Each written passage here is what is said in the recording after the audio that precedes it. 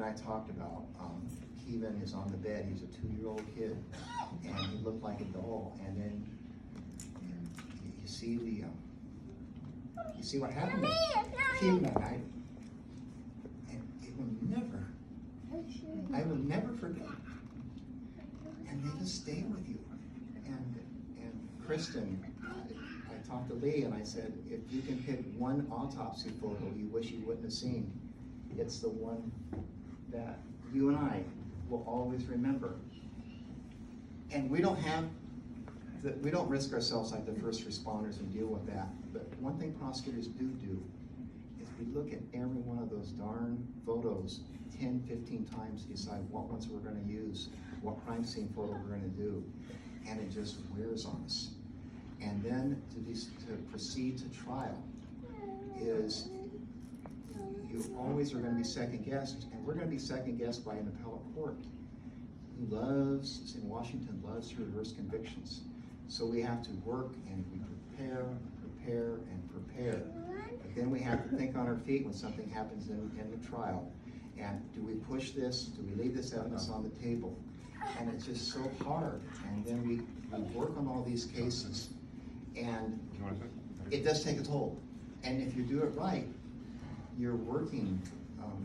The judges and jurors tend to go home at, I shouldn't say anything about the judges, because they work very, very hard. But we go home and we usually put in 6 hours after the jury goes home, and we're doing the research. I know defense counsel does the same thing. And we're worried that we're gonna let victims' families down. And I tried to calculate once how many times I'd be in trial, and when I worked till 9 or 10, how many Pop-Tarts I'd eaten from the office at night. Maybe not the healthiest thing to do, but it has paid off. But after doing these trials for 36 years, and deputy prosecutor for 6 years before, I have decided I'm not gonna run for re-election. I'm gonna serve out my term, so my last day on the job will be December 31st, 2022. And I want to acknowledge everybody here. And again, I actually, I had this tie, and this tie was given to me by Pat Laws. And Pat Laws' son Aaron was murdered. Went through the first trial, was hung jury. It was an awful sad trial. She gave this tie to me about 25 years ago. And I wore this tie for every closing argument since. And it's always been successful. And though have I been tempted on some cases I thought I might lose to forget the tie at home so I wouldn't break the streak? Of course I was. And I've done it. And then Tawny Hinker, sweet Tawny, she heard about this.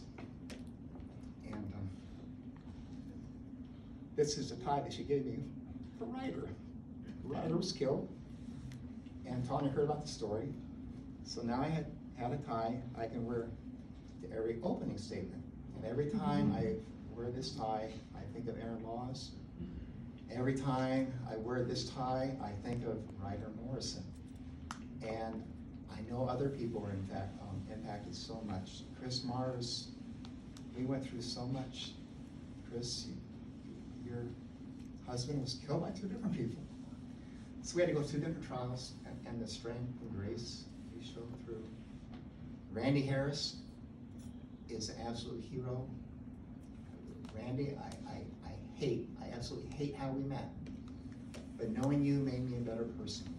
And your strength and character, how you went through the horrible thing and had to deal with the aftermath, the publicity about what happened to your wife. And there's so many. There's the Snap family. I can't mention every family that's here. Lisa, you went through a lot. I mean, you had to go through that trial twice, and you lost both your parents at the same time in such horrible ways. Those are the reasons why we become prosecutors, and we need to seek justice. And I'm proud of the work that I and the other prosecutors in office have done in the last 36 years. And I want to tell everybody what an honor it's been to serve you, the people of Benton County. And I am so honored and so touched and so relieved to have this chapter in my life.